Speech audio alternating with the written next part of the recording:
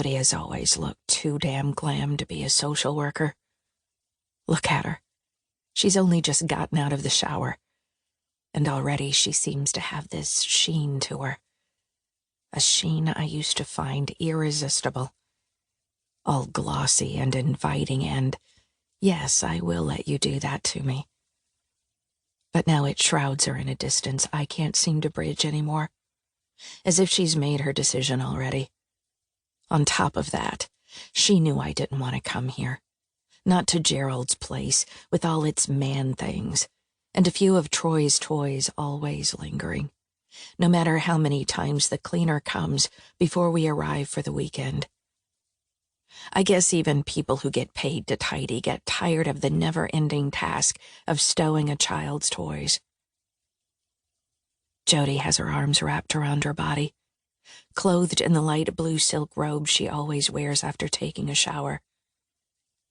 She looks out over the beach, as if answers are there, in the sand that has been brushed clean overnight by the ocean.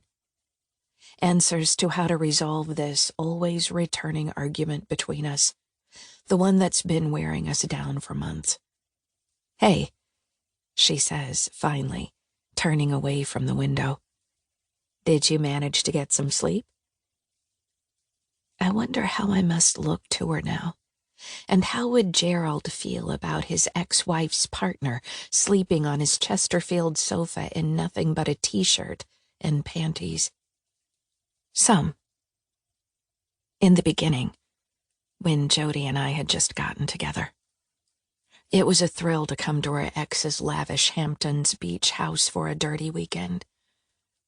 But now, 6 years down the line, when she suggested coming here as a sort of last resort, it felt more like she was trying to tell me something. The way she also does sometimes without words. Her face all brooding and unreadable. Although I don't need to see her eyes anymore to know that it's over. I could have slept in Gerald's room, or Troy's, but deciding to sleep on the sofa last night felt like a defiant stand. Now, in the cold, hard light of day, it feels like a decision made by someone foolish enough to put stubbornness before a good night's sleep. At 33, I'm not old by a long stretch, but all the same, my bones prefer a soft bed. It's only Saturday morning, and already we're in the middle of this fraught standoff. How will we get through the next 24 hours without biting each other's heads off? "Coffee?" Jodie asks. Her expression is not unfriendly, but her face is not exactly folded into a peacemaking one either, and I can't help myself. I suspect she's naked underneath that robe, and I still feel it. I still want her. But too many ugly words have passed between us, and neither one of us knows how to take them back.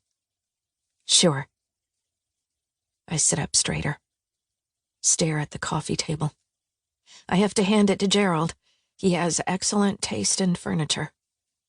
If we got along better, I'd ask him where he got this table, as a way of making small talk and being civil and all that. But Gerald and I have been wrapped in a silent, mutually agreed upon mild hostility since we first met, and I never had the inclination to do anything about it. I'm not in a relationship with Gerald, so why bother? "Can't you try a bit harder?"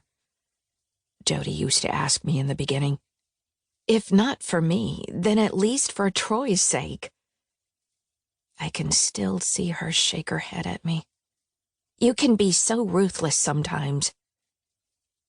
"My mother is called Ruth," I would tell her, "and as long as she's alive, I will never be ruthless." The first few times I used that line, Jodie actually giggled and dropped the subject. I get up and sit at the breakfast bar, looking out over the ocean, which is savage this time of year, the waves loud and brash, the way I like it.